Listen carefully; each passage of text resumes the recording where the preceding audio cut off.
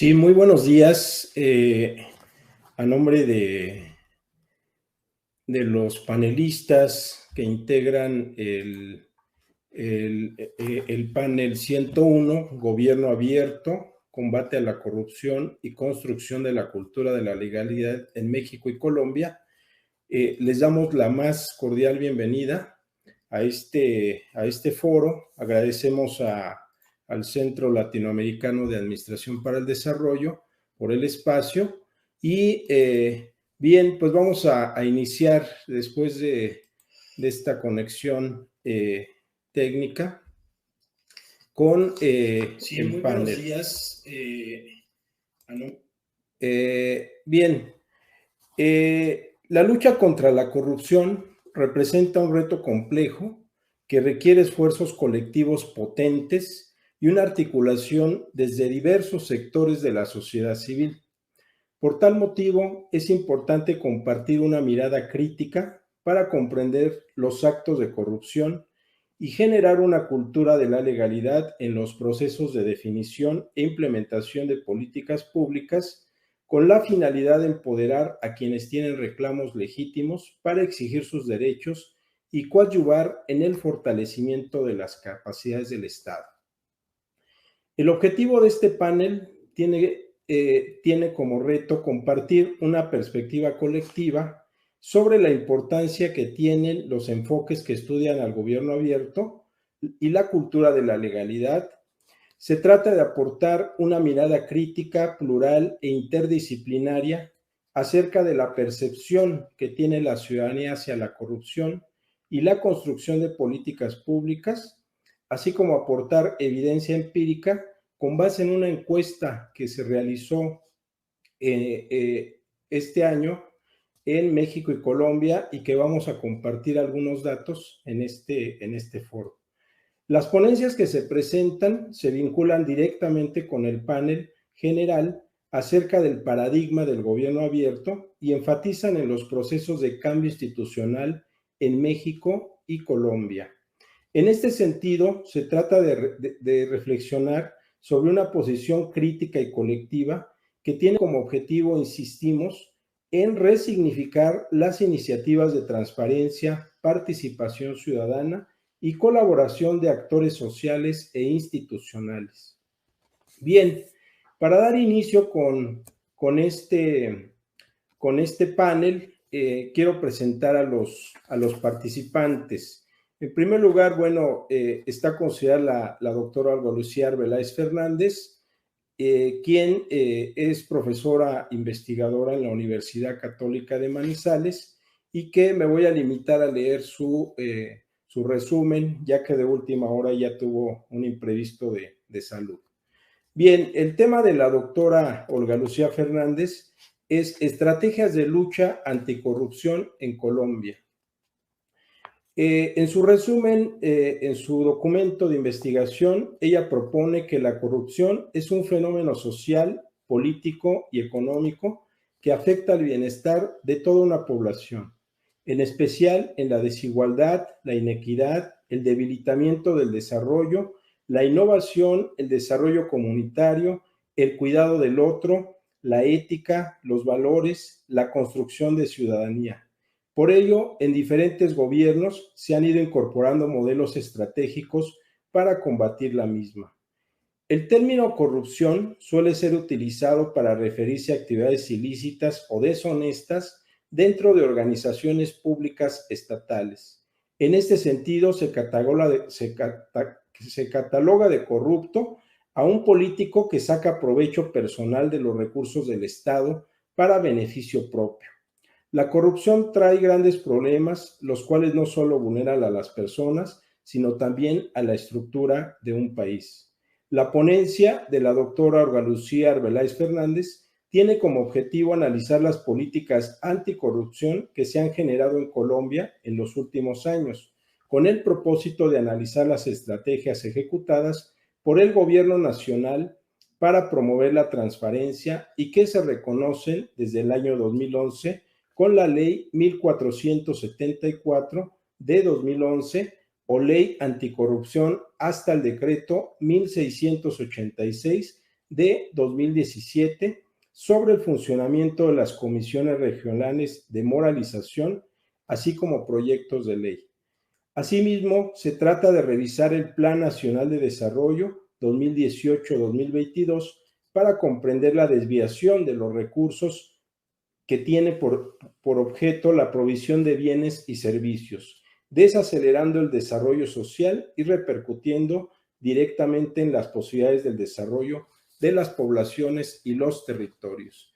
Pues bien, este es el resumen de la doctora Olga Lucía Arbeláez Fernández, la cual no pudo estar presente por problemas de salud, pero ahora continuamos en el programa y quiero presentar al doctor Joaquín Andrés Gallego Marín, el cual realizó un doctorado en Derecho en la Universidad Libre de Colombia, magíster en Comunicación Educativa, abogado y licenciado en Educación y Desarrollo Comunitario en la Universidad Libre Seccional en Pereira. Adelante, doctor Joaquín, no sé si esté, por favor, en comunicación y le cedo la palabra. Muchas gracias y gracias por la tolerancia. Buenos días, doctor Miguel, ¿cómo ha estado? Un saludo cordial a todos los integrantes de la sala número 10. Quiero que me indiquen si por favor están viendo la presentación.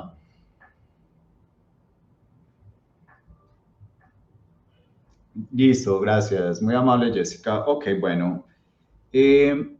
Este ejercicio investigativo, como bien nos lo presentó el doctor Miguel, es un ejercicio que venimos desarrollando entre México y Colombia, las universidades Católica de Manizales, la Universidad Libre Seccional Pereira, la Universidad Autónoma Metropolitana de México y la Universidad Autónoma de México. Digamos que estos son unas primeras aproximaciones desde nuestro carácter investigativo y más que todo en el contexto, en el análisis de Colombia. Que está marcado en el proyecto que llama La corrupción y la violencia de los derechos humanos en contexto de igualdad México y Colombia.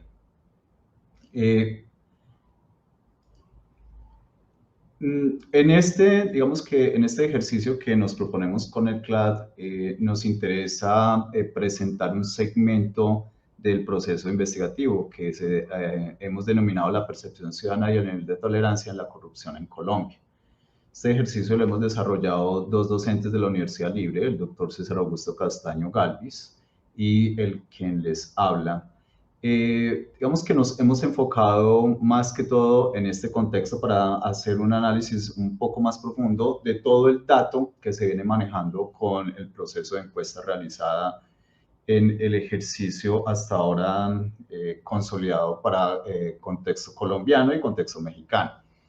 El derrotero de presentación de esta ponencia radica en 4 partes que me parece muy importante ponerlos de manera clara.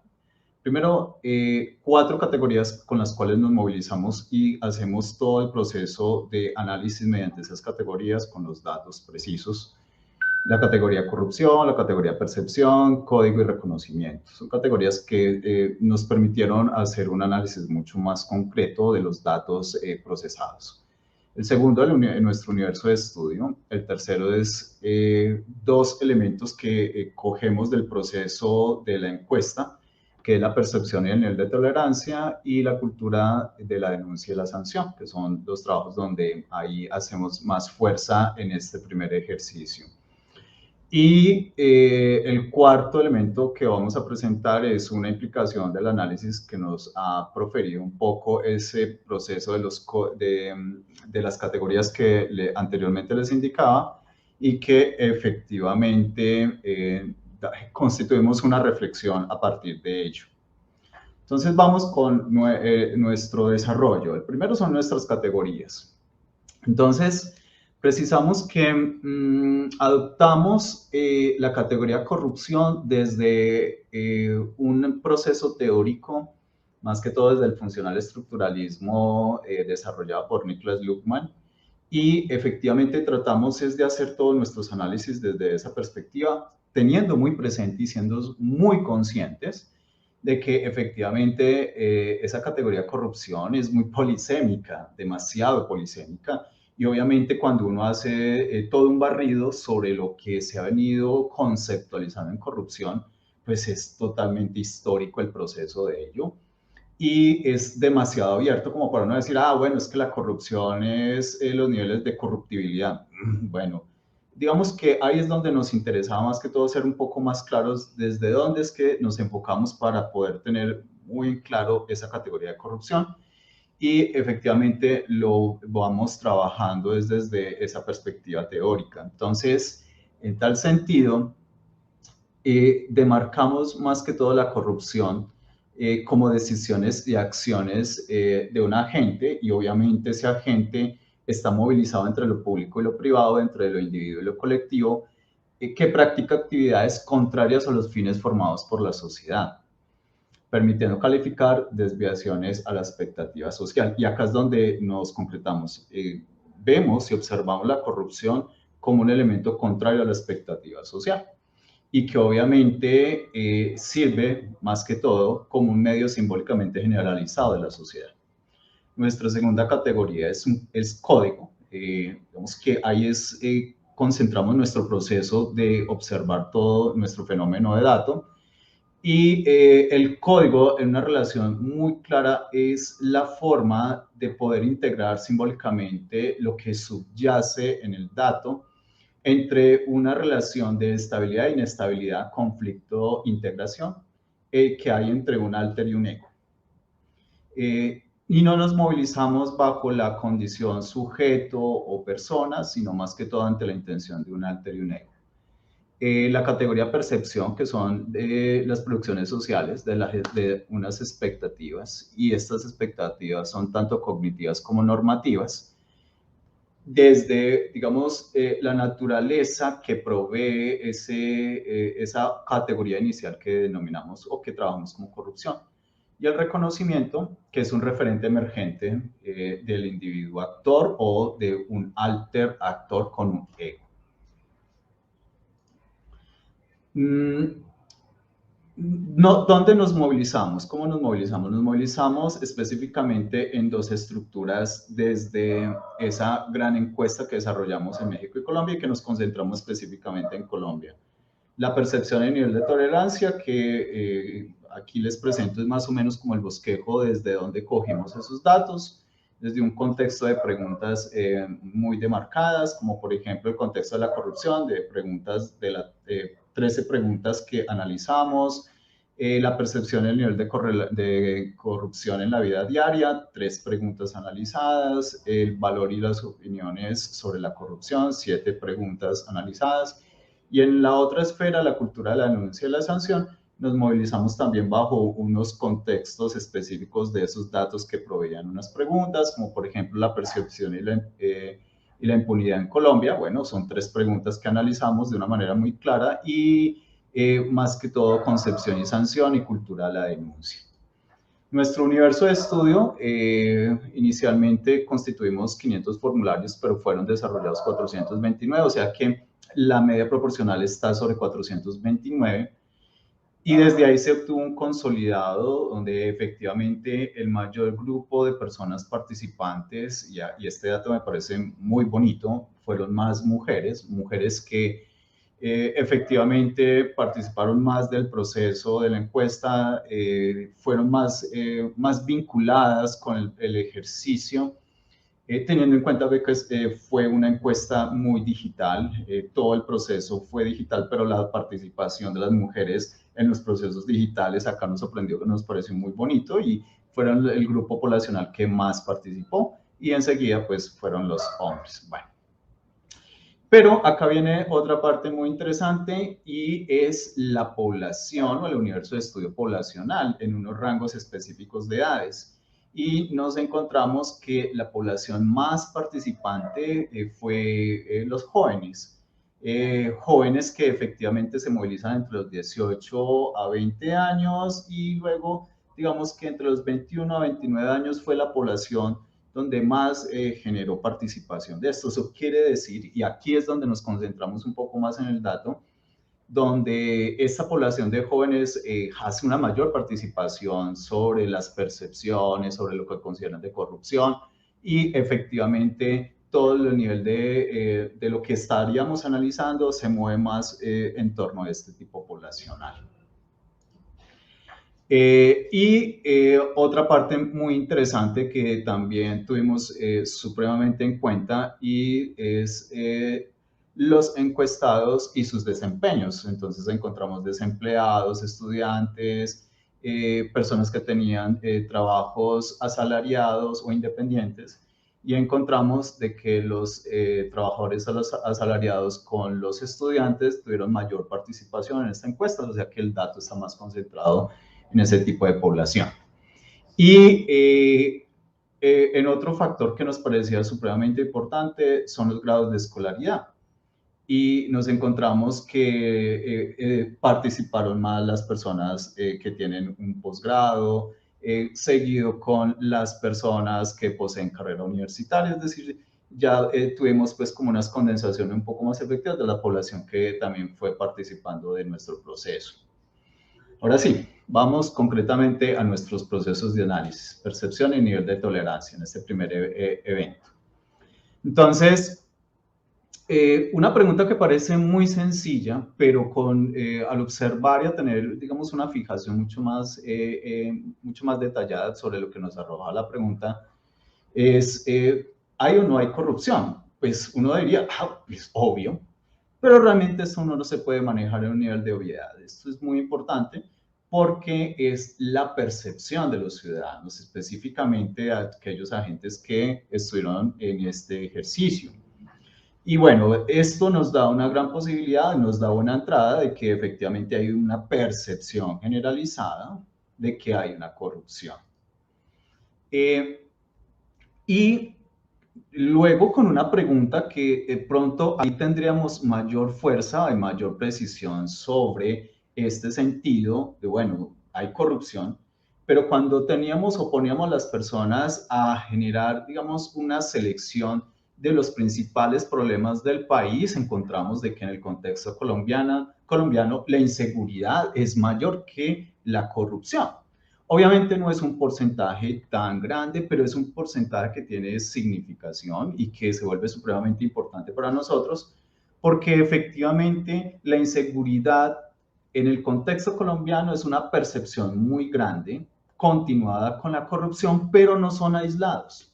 Son dos niveles de percepción que se van encontrando progresivamente y que efectivamente los ciudadanos más adelante nos iban contando de que efectivamente cuando sentía o tenía una percepción en ese nivel de corrupción, pues efectivamente la inseguridad también aparecía o viceversa. Digamos que las dos son coetáneas y son un dato que hay que tener muy fijo, muy presente. ¿Listo?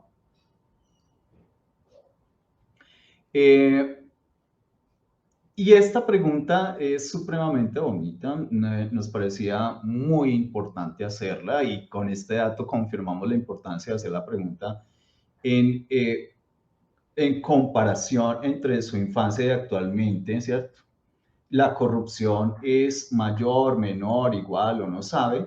Y acá nos encontramos de que a comparación entre la infancia y la actualidad, las personas indican de que la corrupción es mayor.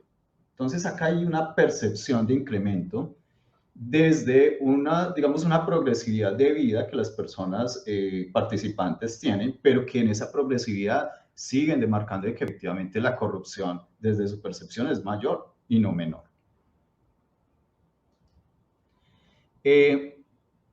Y acá ya nos movilizamos con elementos que nos van dando unos referentes ya no solamente en un carácter individual, sino que empezamos a encontrar de que la percepción sobre actos de corrupción, digamos, en un contexto específico, como por ejemplo en el trabajo, la escuela, la iglesia, la familia, o por ejemplo en el barrio, el dato nos va mostrando de que la percepción es que tanto el gobierno como el sector público, como en los partidos políticos, es donde más realmente están los actos de corrupción. Y acá encontramos la subyacencia entre lo público y lo privado. Esto es ya, como les venía diciendo, cuando uno empieza a operar esas categorías que anteriormente les presenté, pues efectivamente es donde uno va encontrando de que la percepción se mueve en dos esferas muy importantes, y esas esferas es lo público y lo privado.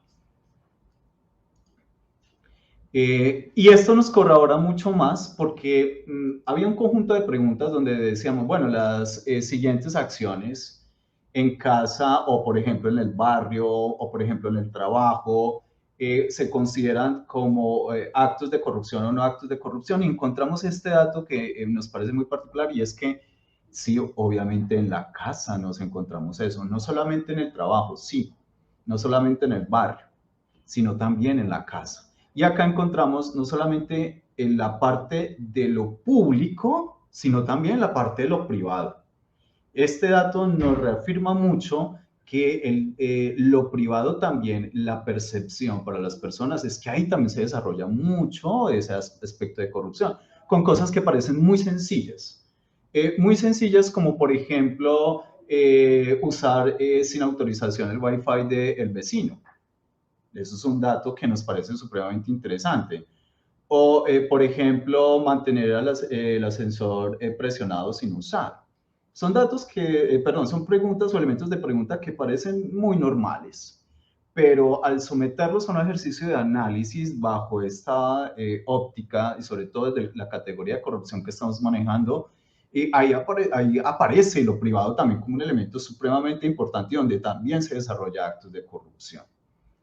En fin, ya con esto, digamos, vamos encontrando que efectivamente este dato nos va dando una particularidad, y es que el tema de la corrupción, igual en la trazabilidad con la cultura de la legalidad, hay que considerar su amplitud de problema, centrado tanto obviamente en el sector público como en el sector estatal, pero en el carácter personal o el carácter privado es un elemento que se va desarrollando también, y que efectivamente hay que considerarlo de manera mucho más clara y mucho más eficiente, de que la corrupción no es simplemente en un sector, como por ejemplo el sector gobierno o sector partidos, sino también que se va desarrollando en lo privado como en la casa.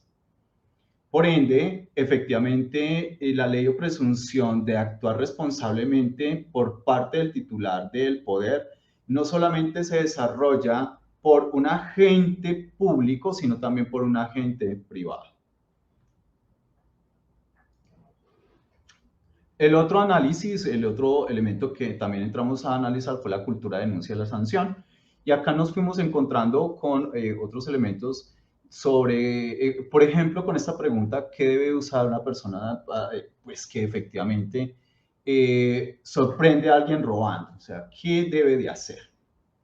De manera clara uno encuentra, bueno, es que efectivamente lo que se debe de hacer es que pues hay que denunciar, ¿cierto?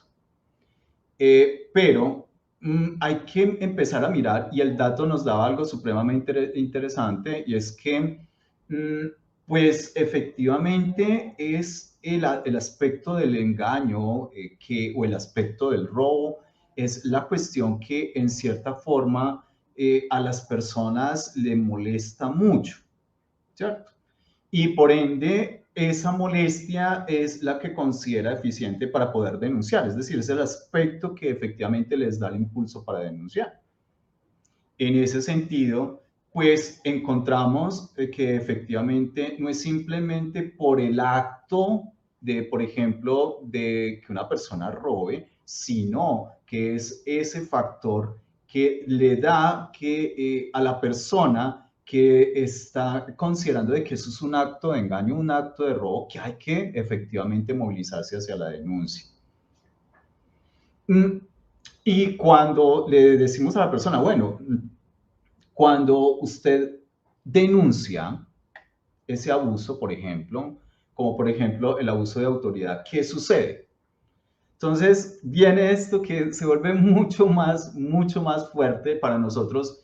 Fue más interesante aún, es que, pues, en cierta forma, pues los actos y los procesos, por ejemplo, que desarrolla la Administración de Justicia, pues son muy lentos, ¿cierto? Y que en cierta forma tardan mucho para resolver ese tipo de circunstancias. que en otros porcentajes dicen, esto no sirve para nada, realmente denunciar no sirve para nada, y ahí es donde nosotros tenemos mucha más eficiencia sobre el dato, y es que al menos efectivamente en el trasfondo ante las autoridades hay un poco más de confianza, ¿sí? Donde pues eso se resuelve, pero no realmente en los términos procesales que deberían ser, sino que se demora mucho, y ese demorar mucho pues finalmente va calando en una defraudación, pero no es una circunstancia del no sirve la autoridad de justicia o las instancias de justicia donde se denuncia. Eso es muy diferente, y ese dato me parece que nos da una concretud de todo lo que efectivamente la percepción se posee sobre la corrupción, pero al mismo tiempo, en cuanto a la movilización de la cultura de la legalidad, pues las personas dicen, es que efectivamente hay que denunciar, aunque la autoridad de justicia, por ejemplo, en el caso colombiano sería la Fiscalía General de la Nación y luego los jueces de instancia, pues efectivamente se demoren demasiado. O, por ejemplo, ante la Procuraduría General de la Nación o de la República, que efectivamente son los entes que se encargarían de desarrollar procesos investigativos que tendrían un carácter muy fuerte ante la corrupción de carácter público. Por ende, pues esto nos permite reflexionar algo, y es que frente al accionar de las instituciones, los ciudadanos mayoritariamente perciben que están tardando mucho en el trámite de las denuncias, y que en ocasiones no se obtienen los resultados esperados por el ciudadano, es decir, la expectativa, tanto cognitiva como normativa, se atrasa a la circunstancia que efectivamente el ciudadano consideraría que puede ser pertinente. Y este dato es muy interesante como para nosotros los abogados, o por ejemplo para los jueces, y sobre todo para el acto procesal, es que efectivamente en la medida de que se tarda más, el ciudadano genera mayor defraudación de su percepción sobre el actuar de justicia. Es decir, ahí hay una circunstancia tanto cognitiva, obviamente para el ciudadano, y de carácter normativo, que para el ciudadano estaría fallando en las condiciones procesales. ¿Ok? Con digamos, con este conjunto de elementos es que tenemos nuestra primera aproximación muy importante a nuestro ejercicio de investigación, y que nos da y que finalmente nos permite establecer que cuando las personas conciben corrupción, esta para ellos es igualmente bajo la condición del acto de robar. Y esto es un carácter semántico que hay que tener muy presente con la circunstancia de la categoría corrupción. Pero eso obviamente es para el nivel de percepción que hemos trabajado hasta ahora con nuestro dato. Ya finalmente, ya puedo cerrar,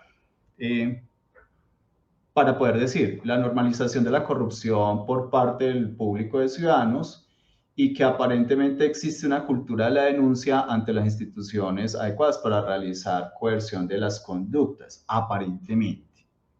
Ese aparente hay que seguirlo desarrollando en su análisis y a ver qué se puede concretar en cuanto a eso.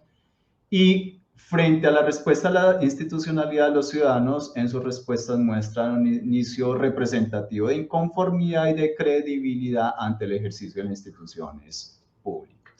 Ya con esto, digamos que hasta ahí cerramos o cierro nuestro ejercicio de presentación, que efectivamente lo desarrollé con el doctor César, nuestro gran compañero de la Universidad Libre, y que nos ha generado muchos elementos interesantes de análisis sobre la categoría corrupción mediante el elemento del código, mediante el elemento de la percepción. Muchísimas gracias. Gracias al doctor Joaquín y también al doctor César Augusto Castaño, quien es coautor de esta ponencia, Percepción y Nivel de Tolerancia de la Corrupción en la Ciudadanía en Colombia, y en la cual, como menciona correctamente el doctor Joaquín, es una aproximación a la percepción que tienen los ciudadanos al problema de la corrupción, y nos habla y parte de escenarios cotidianos de los ciudadanos, pero también con escenarios de vinculación hacia la parte política e institucional. Bien, pues para continuar con nuestro programa y con esta discusión en este panel, quiero agradecer al doctor Miguel Moreno Plata, quien es doctor en Derecho Ambiental por la Universidad de Alicante, maestro en Administración Pública y licenciado en Derecho por la UNAM, y actualmente es profesor e investigador de la Academia de Ciencia Política y Administración Urbana en la Universidad Autónoma de la Ciudad de México. Le damos la más cordial bienvenida y él nos va a presentar su ponencia, Políticas Públicas hacia el combate a la corrupción en México, los límites del Sistema Nacional Anticorrupción y la participación ciudadana. Bien, pues muchas gracias y adelante, doctor Miguel. Sí, muy buenos días. En mi caso, pues agradezco también a todos los colegas que nos acompañan y compartimos este panel en este congreso del CLAD.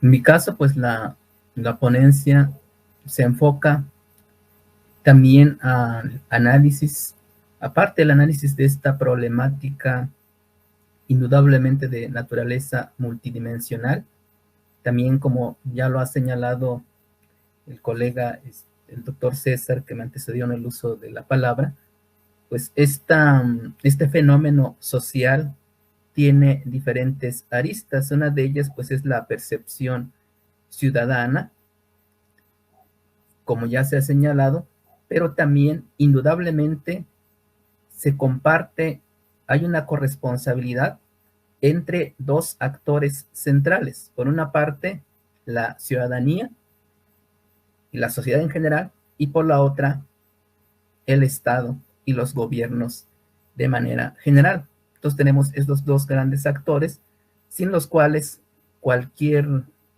esfuerzo, cualquier acción para avanzar en el combate a la corrupción, pues resulta notoriamente insuficiente, porque también involucra aspectos estructurales. Entonces, me parece que una de las claves para avanzar en este tipo de análisis, pues, es precisamente cómo se dan estas interacciones entre la ciudadanía, por una parte, y por la otra, el gobierno. Entonces, simplemente los actos de corrupción tienen que ver con cómo se están presentando estos mecanismos comunes para combatir la corrupción. En este caso, entonces, mi ponencia pues se enfoca básicamente a analizar, intentar aproximarse de cómo se dan estas políticas desde algunos de los marcos institucionales que tenemos en el caso mexicano, y también enfatizando lo que tiene que ver con algunos aspectos de participación ciudadana, y dentro de ello también cómo se da la percepción de la ciudadanía sobre la actuación de los gobiernos frente a este problema multifactorial y que nos involucra a todos. Entonces, básicamente, estamos sobre esa misma línea de análisis con estos matices que estamos señalando. Entonces, de manera general, pues mi ponencia se va a integrar básicamente de tres ejes fundamentales.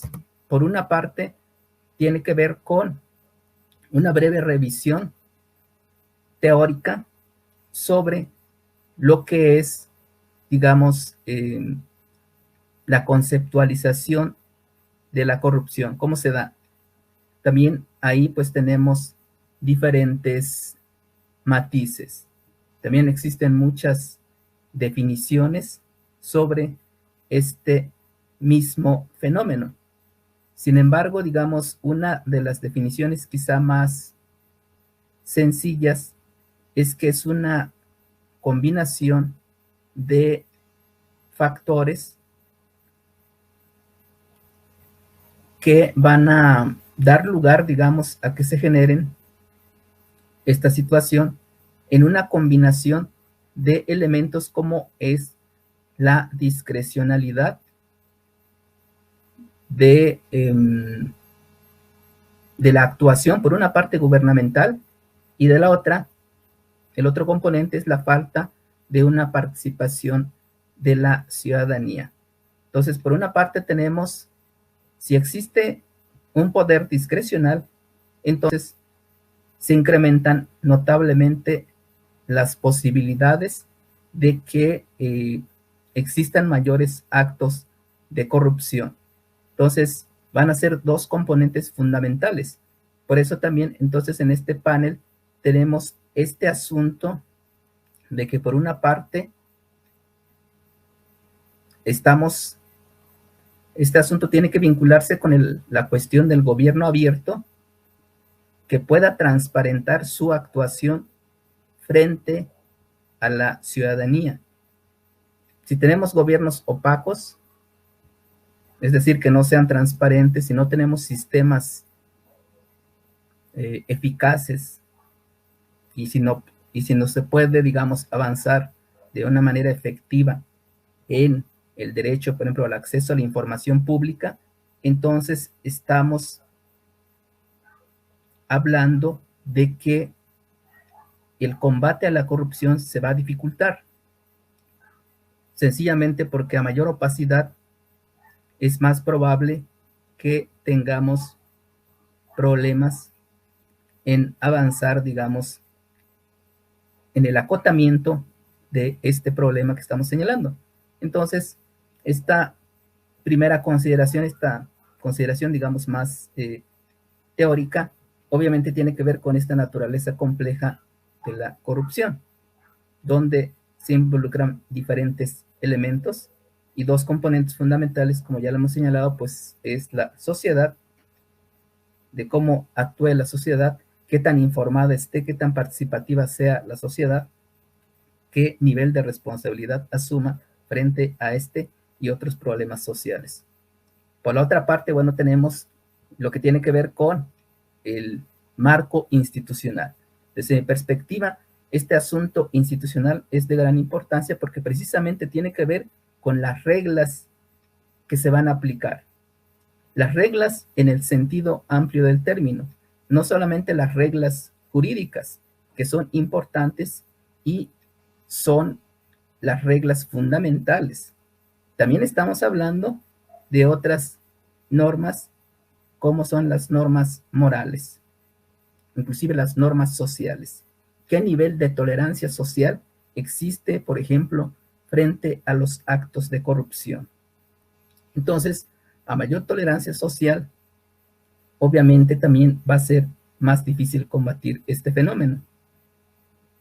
Entonces, se trata de la construcción de tanto instituciones formales como informales que puedan, digamos, adecuarse a estos contextos socioculturales que tenemos en los diferentes países.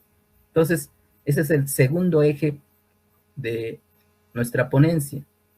En este caso, el marco institucional mexicano, cuyo epicentro es el Sistema Nacional Anticorrupción.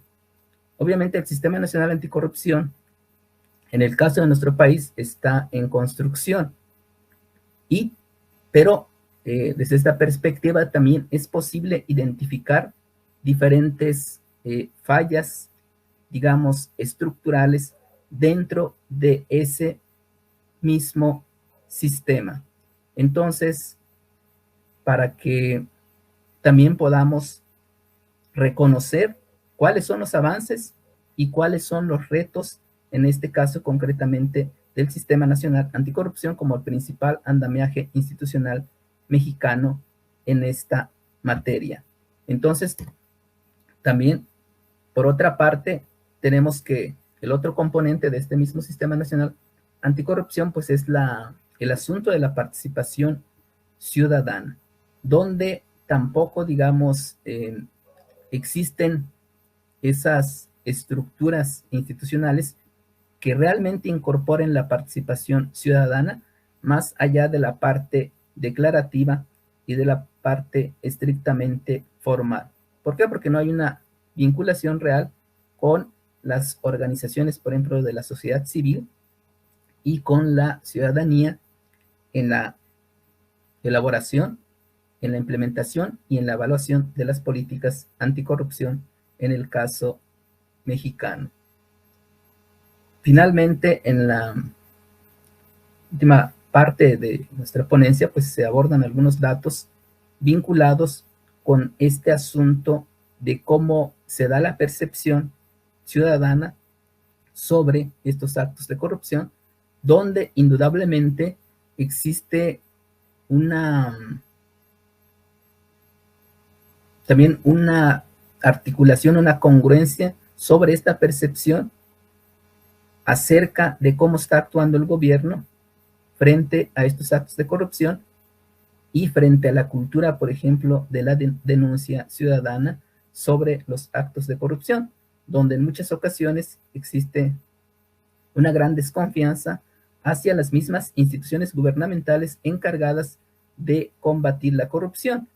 Entonces ahí nace un círculo vicioso donde la ciudadanía no presenta las denuncias sobre los actos de corrupción de funcionarios públicos de diferentes ámbitos de gobierno, y entonces no se puede avanzar en el combate a la corrupción porque hay una desconfianza de la ciudadanía hacia las instituciones gubernamentales, y el gobierno tampoco tiene sistemas abiertos de participación ciudadana, ni tiene tampoco un gobierno abierto al escrutinio público, sino que hace todo lo posible por ocultar información o por manipular información estratégica en la toma de decisiones públicas. Entonces, para romper ese círculo vicioso es importante que en la construcción de estos andamiajes institucionales se consideren estos elementos que estamos mencionando. Entonces, brevemente, para referir, por ejemplo, a la corrupción desde un enfoque, por ejemplo, sistémico, bueno, indudablemente que el asunto de la corrupción pues involucra tanto al sistema político como al sistema económico y a los sistemas administrativos en los diferentes países y en los diferentes ámbitos de gobierno. Tan solo, por ejemplo, en esta definición que manejamos rápidamente de Klitgaard, por ejemplo, la corrupción se conceptualiza como la corrupción como que es igual o es el resultado del monopolio del poder más la discrecionalidad menos la rendición de cuentas. Es decir, es una combinación, es un binomio que resulta de la concentración del poder. La concentración del poder, en este caso, tanto político como económico. En el caso del poder político, del poder público, pues obviamente a mayor concentración del poder y a mayor discrecionalidad en el ejercicio de ese poder, habrá como resultado mayores niveles de opacidad y probablemente mayores niveles de corrupción. Lo mismo va a suceder si no existe una efectiva rendición de cuentas. Entonces, la rendición de cuentas, el acceso a la información pública, la transparencia de la información pública,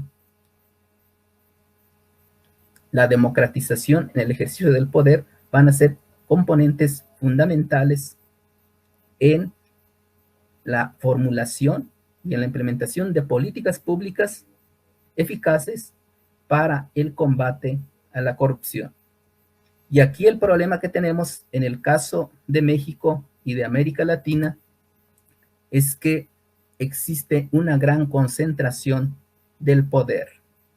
Por una parte, tenemos sistemas presidencialistas, prácticamente en la gran mayoría de países de América Latina y del Caribe, pero este poder presidencialista se ha, digamos, desvirtuado y ha avanzado, históricamente así ha sido, tampoco es nuevo, Este poder presidencialista se caracteriza, el presidencialismo mexicano, por ejemplo, por esta gran concentración del poder. Entonces, en este caso, en México estamos viendo ese regreso de un poder presidencial bastante centralista y en esa medida también con mucho poder como para intentar, digamos, eludir estos actos de escrutinio público. Tan solo, digamos, como una referencia, pues menciono este acuerdo, por ejemplo, que se publicó el lunes 22 de noviembre, en el caso de México, este famoso acuerdo presidencial por el que se instruye a las entidades y dependencias de la Administración Pública Federal para realizar proyectos y obras públicas bajo la categoría de que sean de interés público y seguridad nacional. Con el asunto de interés público, pues no hay ningún problema. Creo que todas las obras que realiza cualquier gobierno, pues deben ser de interés público, no pueden ser de interés privado. Entonces, generalmente, en eso creo que hay acuerdo. Pero por la otra parte, cuando en este acuerdo, por ejemplo, se menciona que debe ser consideradas las obras de seguridad nacional y que también de carácter estratégico y prioritario para el desarrollo nacional, a mí me parece que ahí tenemos una muestra muy clara de que existe un abuso de poder que tiene varias aristas, tanto políticas como jurídicas, y de responsabilidades. Porque, por ejemplo, mediante este acuerdo, lo que se está conociendo en el argot mediático como el decretazo, se declara de interés público y seguridad nacional la realización de estas obras de infraestructura que incluyen prácticamente todas las obras importantes del gobierno federal en este caso, abarcando sectores como ferrocarriles, telecomunicaciones, aeropuertos, en este caso el aeropuerto Felipe Ángeles, el Tren Maya, la refinería de Dos Bocas, es decir, las obras emblemáticas de este sexenio. Entonces, este tipo de acuerdos y de actos de gobierno creo que no abonan, digamos, a la apertura, a la transparencia y a la rendición de cuentas al que está obligado todo gobierno democrático. Entonces, creo que aquí estamos un poco o mucho a la inversa de un gobierno abierto y un gobierno, digamos, transparente como elemento fundamental para avanzar en este asunto de combate a la corrupción. A continuación, bueno, paso, digamos, a analizar también brevemente una parte fundamental del andamiaje institucional del Sistema Nacional Anticorrupción mexicano. En este caso, bueno, nació formalmente en el 2015 mediante las respectivas reformas constitucionales, particularmente el artículo 113 constitucional, y posteriormente en el año 2016 se expidió pues la ley general en esta materia, la Ley General del Sistema Nacional Anticorrupción. Entonces, este marco constitucional del Sistema Nacional Anticorrupción y el marco legal respectivo establecen que los componentes institucionales fundamentales del Sistema Nacional Anticorrupción, pues son, por una parte, el Comité Coordinador, el cual pues se integra por diferentes instituciones federales, como es el representante o el titular de la Auditoría Superior de la Federación, también el titular de la Fiscalía Especializada en el Combate a la Corrupción, el cual pues se encuentra adscrito a la Fiscalía General de la República, formalmente autónoma, también por el titular o la titular de la Secretaría de la Función Pública, también del Gobierno Federal, el presidente del Tribunal Federal de Justicia Administrativa, el presidente del INAI, un representante del Consejo de la Judicatura Federal, es decir, del Poder Judicial de la Federación, y un representante del Comité de Participación Ciudadana. Dentro de este universo institucional, pues llama la atención la inclusión de los diferentes organismos a nivel de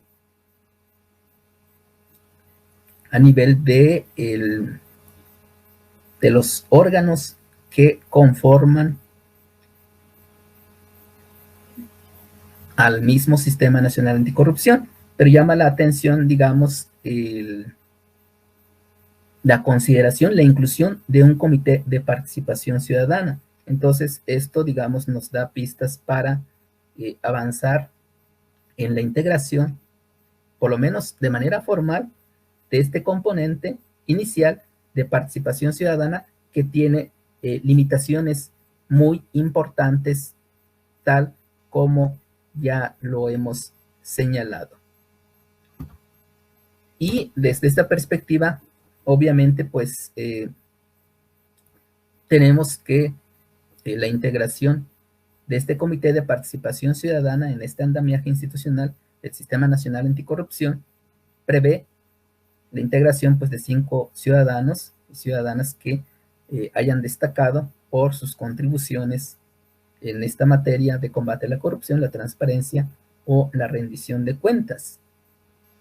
Y con ello, pues, se integran como parte de este comité coordinador. El tercer componente institucional relevante desde nuestro análisis de este mismo sistema, pues es el denominado Comité Rector del Sistema Nacional de Fiscalización. Este comité, pues, se integra básicamente también por instituciones federales.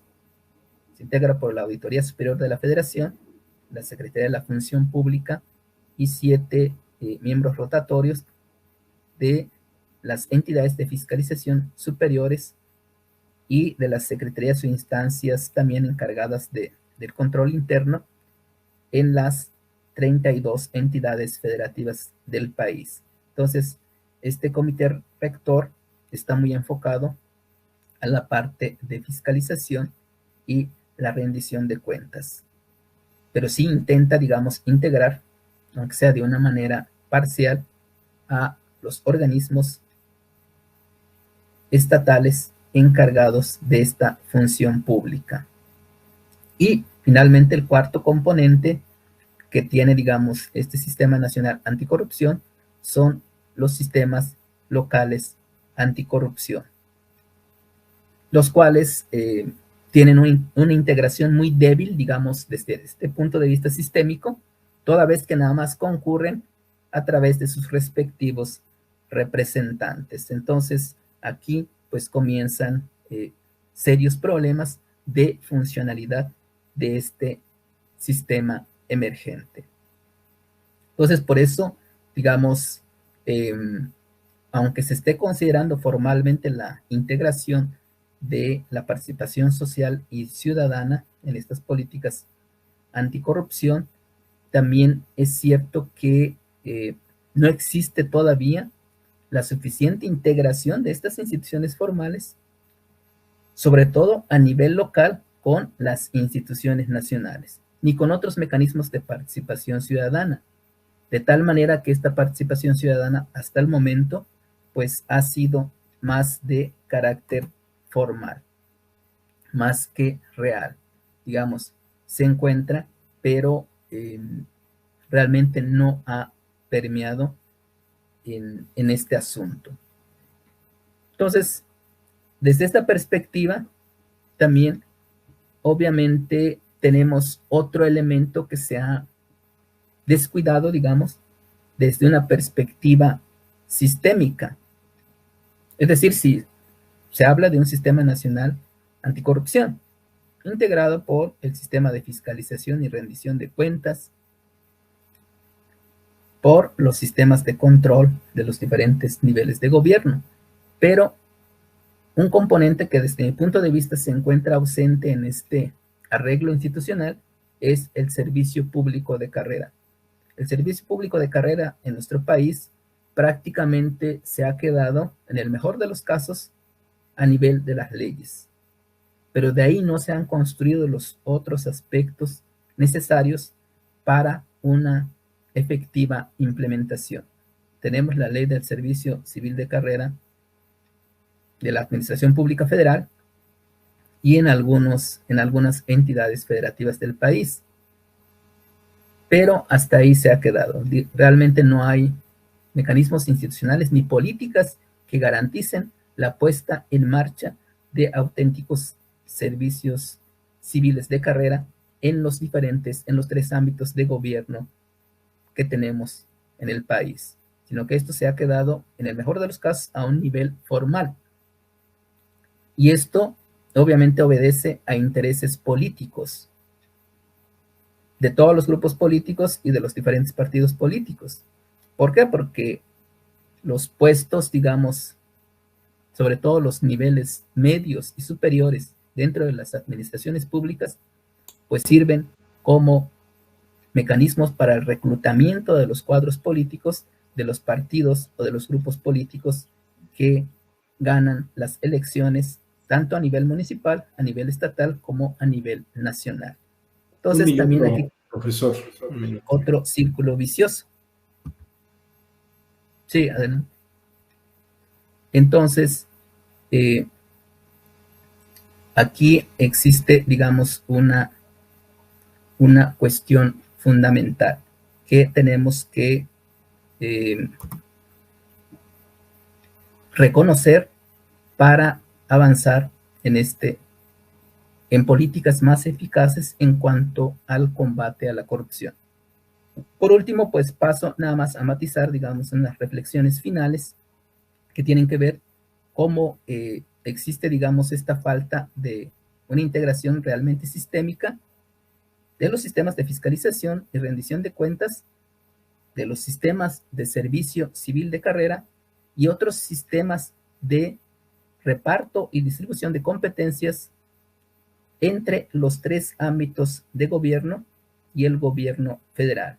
Y también, obviamente, en estos bajos niveles de desarrollo burocrático que hemos comentado y que, desde mi perspectiva, involucran fundamentalmente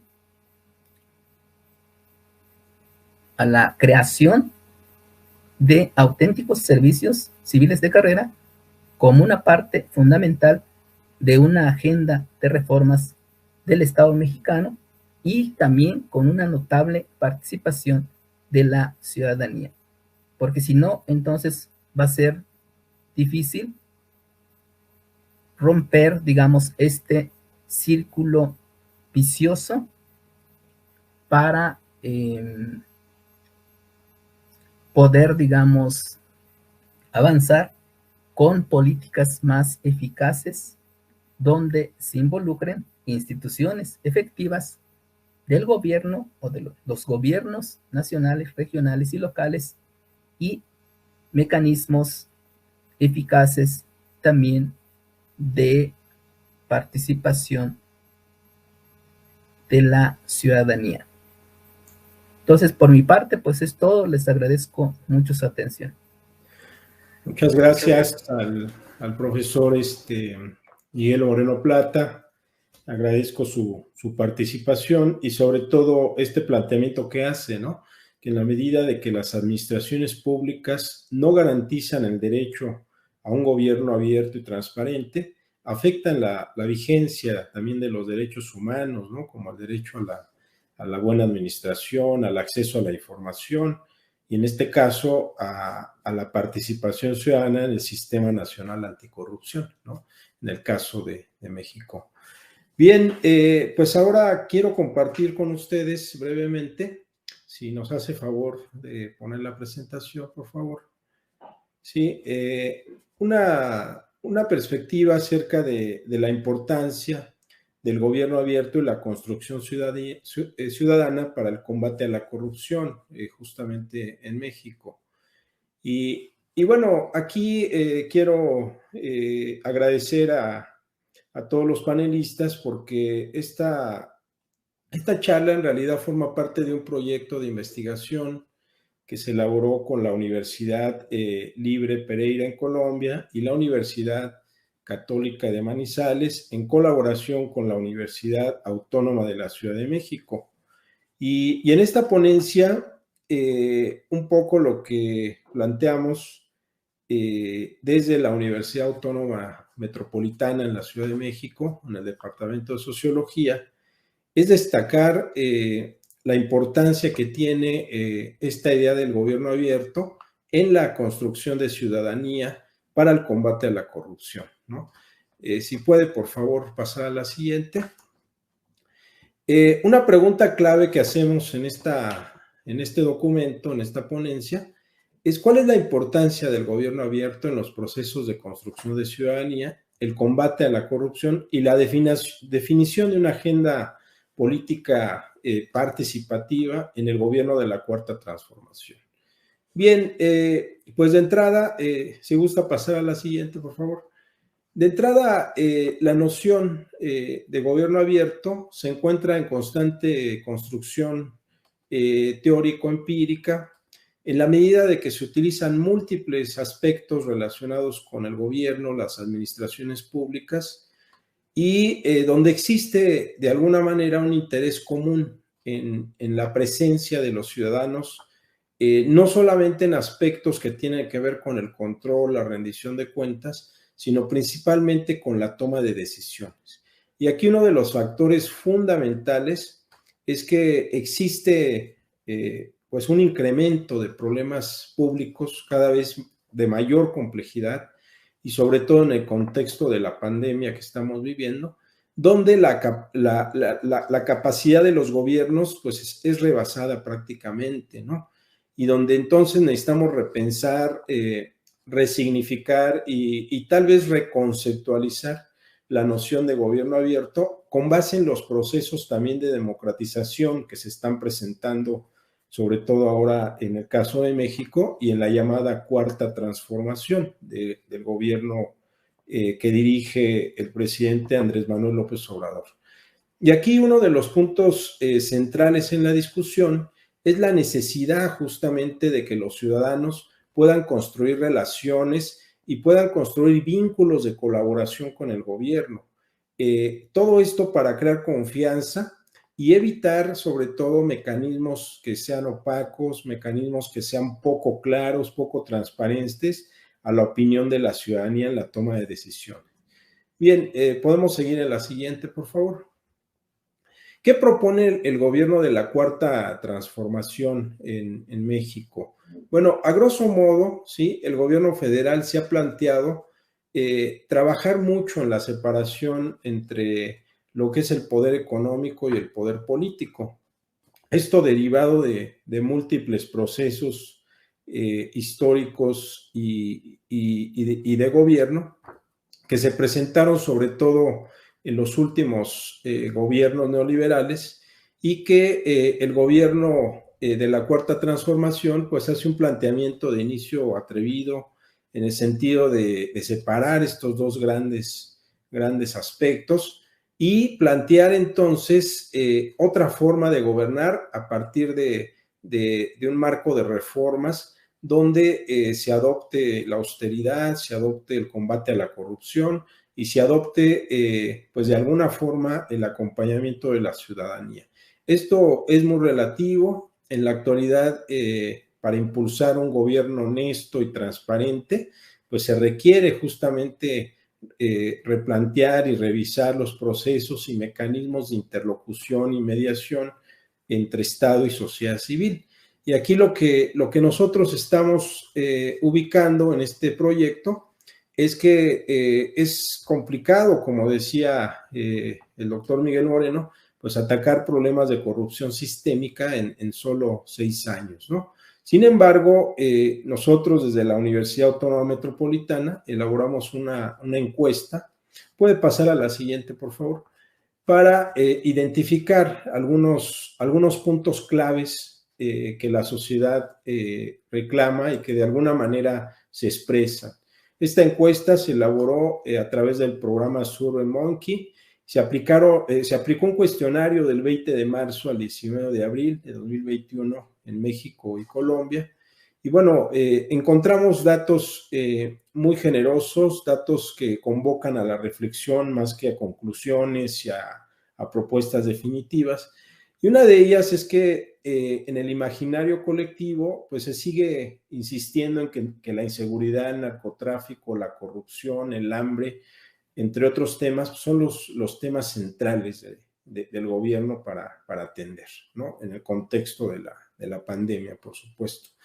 Y también preguntamos en este sector que en 5 años, ¿cree usted que la corrupción, cómo será? Y bueno, el dato que arroja la encuesta es que la gente piensa que va a ser mayor, ¿no? La corrupción. ¿Y esto qué quiere decir en términos de la reflexión, digamos, acerca del cambio institucional, de los procesos de democratización? Pues que algo está fallando, ¿no? Algo está fallando en términos de la percepción de la ciudadanía. Podemos avanzar, por favor, a la siguiente. Y uno de los temas también muy interesante que preguntamos es, dentro del gobierno, ¿dónde considera usted que hay mayor corrupción en México? Y bueno, en el imaginario colectivo entrevistado, pues se sigue diciendo que los mandos altos y que en el gobierno, en este caso federal, ¿no? Es decir, la percepción de un sector de la población, pues sigue siendo muy negativa a las actividades que realizan los gobiernos y las administraciones públicas, al menos en ese ámbito, ¿no? También a nivel municipal y estatal. También se preguntó, por ejemplo, respecto a los abusos de autoridad, cuando las personas presentan algún tipo de acto relacionado con la corrupción, pues ellos señalan que la autoridad se tarda mucho en resolver estos problemas de abuso de autoridad y corrupción, ¿no? Que no sirve para nada. Algunos pues nunca presentan queja justamente porque hay una falta de desconfianza seguramente, o porque no encuentran los canales adecuados para expresar estos problemas, ¿no? Podemos seguir, por favor, con la siguiente lámina. Muy bien, en términos generales, y bueno, yo los invito a revisar los documentos de los profesores e investigadores de este panel. Pensamos que el tema de la corrupción es un fenómeno social y político y económico que afecta el bienestar de toda la comunidad y sobre todo la estabilidad del Estado de Derecho. Esto para nosotros es muy relevante, seguir en la discusión, ser claros en las propuestas que estamos haciendo y en los planteamientos, ya que en muchos casos pues, se generaliza, en otros casos pues utilizamos también perspectivas de otros sistemas políticos que no corresponden a la realidad latinoamericana. ¿Qué está pasando en la construcción del gobierno, por así decirlo, abierto que propone la Cuarta Transformación? Pues está pasando que se requiere sumar más esfuerzos de carácter horizontal, contrarrestar la pérdida de valores cívicos y la cohesión social, ¿no? También urge avanzar en el contexto de la pospandemia, que algunos autores ya la llaman así, en la redefinición de una agenda con una nueva cultura y gestión pública, donde los procesos sean realmente transparentes y donde la ciudadanía realmente asuma un rol fundamental. En varios foros, inclusive en varios congresos del CLAD, se ha insistido mucho en la falta de opacidad, en la falta de transparencia, en los retos que tenemos como ciudadanía de interesarnos más en la construcción de nuestra comunidad política. Pues bueno, yo por el tiempo agradezco mucho. Ponemos la última presentación, por favor. Agradezco mucho y bueno, este tema lo seguiremos discutiendo a lo largo de los próximos foros y seguramente a lo largo de los próximos congresos. Pues muchas gracias. Pues bueno, si gustan, por favor, los panelistas integrarse aquí en la sala para estar los tres, por favor. Le pediríamos Muy bien, muchas gracias. Bueno, pues primero agradecer la participación de todos. Tengo 2 comentarios en el chat. Uno tiene que ver con un comentario que hace Fernando Durán. Dice, es urgente realizar una reforma a la justicia para que los procesos se realicen de manera más eficaz y eficiente, aumentando la confianza de la comunidad en la institucionalidad. Al parecer es para el caso de Colombia. Y otra pregunta o comentario de Joan Fernando Durán también. Dice, es comentario, la importancia de los gobiernos abiertos para consolidar una verdadera participación ciudadana que mediante el poder de la información sirve como insumo ejercer control a la gestión pública. Bueno, pues yo pues quiero compartir la palabra al doctor Joaquín, si gusta hacer algún comentario. Adelante. Doctor Miguel, muchísimas gracias. Bueno, ante esa pregunta tiene un calado demasiado profundo en el contexto colombiano. Me imagino que la pregunta o comentario que generó nuestro asistente, si es en el contexto, si pues, vemos eso en el contexto colombiano, una cuestión que hay que trabajarla y denotarla de una manera muy cautelosa. Pienso de que en este instante no estamos muy direccionados por ahora desde la investigación a considerar pues ese punto de la reforma a la justicia. Pero creo que sí nosotros estamos mirando con nuestros datos y los análisis que estamos haciendo es que esto no es un aspecto de reforma, sino que es un cambio de pensamiento dentro de los agentes que están en las instituciones, tanto públicas y privadas. Ejemplo, la casa. Ejemplo, el juez. Mire, público-privado, público-privado. Y eso es supremamente importante porque es un cambio necesario en la dinámica de pensamiento, porque la categoría corrupción es una categoría que efectivamente moviliza y está permanentemente en toda la relación de los sistemas políticos, como ya por ejemplo los dos doctores Miguel nos han dicho, eso está presente en el sector político, en el sector económico. Si uno lo mira desde la visión de los sistemas sociales, efectivamente eso está, es un, como les decía en mi ponencia, es un código generalizado en los sistemas de la familia, en los sistemas de la economía, en los sistemas de la política, y que es un código que está permanente, que está ahí movilizándose mucho. Y por eso, para poder generar, digamos, una progresión sobre esa dinámica de la corrupción, el primero creo que es un cambio de pensamiento necesario en lo público y en lo privado para superar esas primeras consideraciones. Doctor César, bien pueda. Doctor César también nos está acompañando. Adelante, doctor César Augusto, por favor. Adelante. Y una última cosita para que siga el doctor César con esa buena pregunta, y es que el cambio de pensamiento no necesariamente radica en el cambio estructural en la administración de justicia. Y por eso inicialmente consideramos que primero está por ahí. Y segundo, si los efectos y los elementos de análisis de pronto nos conllevan a decir, bueno, es que ahora sí es necesario pensar una reforma sobre los ámbitos procesales, probatorios, procedimentales y hasta fiscales dentro del sistema judicial colombiano, es posible. Pero por ahora somos cautelosos de eso. Doctor César. Sí, claro, porque es que finalmente ese juego de lo público y lo privado también implica el ejercicio de la ciudadanía. La ciudadanía no puede entrar en una discusión o proponer un cambio de la legislación cuando el cambio también tiene que empezar por parte desde lo privado, desde la acción del ciudadano en otros escenarios. Si no se empieza a modificar desde ahí, lo otro no va a tener sentido. Es más, yo personalmente creo que no es un problema de la legislatura, es un problema del ejercicio de la ciudadanía. Cuando uno mira los controles, por ejemplo, que tiene la Constitución del 91, hay muchos escenarios y mecanismos de participación donde la ciudadanía puede ejercer un control sobre lo público. Sin embargo, la ciudadanía no lo ejerce o es cómplice en algunos casos para omitir lo que dice la normatividad colombiana con respecto a cualquier decisión sobre lo público. Entonces creo que ahí hay que recuperar ese juego entre lo público y lo privado, hay que recuperarlo y hay que trabajarlo y entenderlo muy bien para digamos, poderse atrever uno a plantear soluciones en esas discusiones como tal. No desde simplemente modificar la ley la podemos modificar, digamos, pues, sí. Dentro de la Constitución existe el procedimiento, pero es el ejercicio de la ciudadanía. Es ahí donde hay que repensarse muy bien la situación. Gracias. Muy bien. Muchísimas gracias al doctor César Augusto. Estamos ya concluyendo el espacio. Le pediría al doctor Miguel si tiene algún comentario, por favor. Sí, muchas gracias.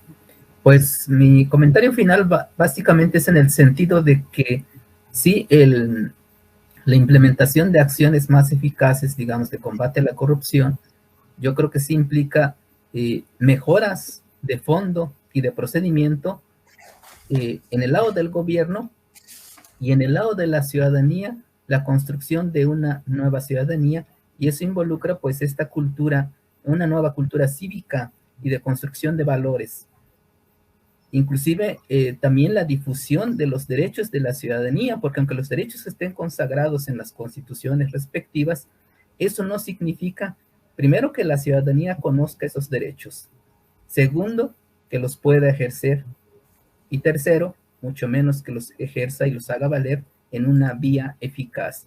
Entonces creo que estos componentes pues han ido contribuyendo a este círculo vicioso que no han permitido romper, y que pues existe una simbiosis en ese aspecto donde los gobiernos pues no transparentan, también porque tampoco les conviene, porque en el fondo tenemos gobiernos poco democráticos, aunque hayan sido electos democráticamente.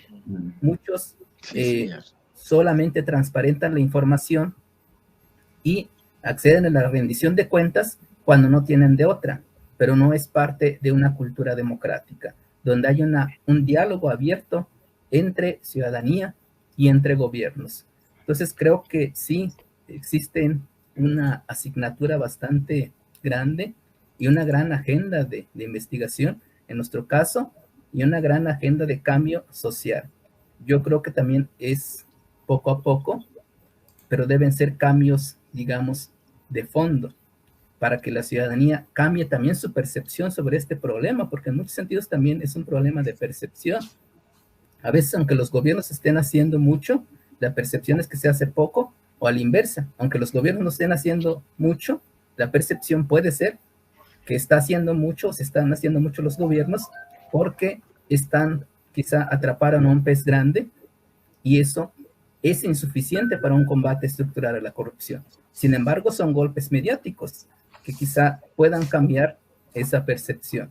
Entonces, definitivamente, pues es una combinación de factores, y creo que una de las tareas centrales que tenemos pues es precisamente desagregar estos elementos, pero también tratarles de dar un enfoque sistémico para no perdernos sobre las causas estructurales y los contextos donde se dan esta corrupción, incluyendo, por ejemplo, la tolerancia hacia estos actos de corrupción.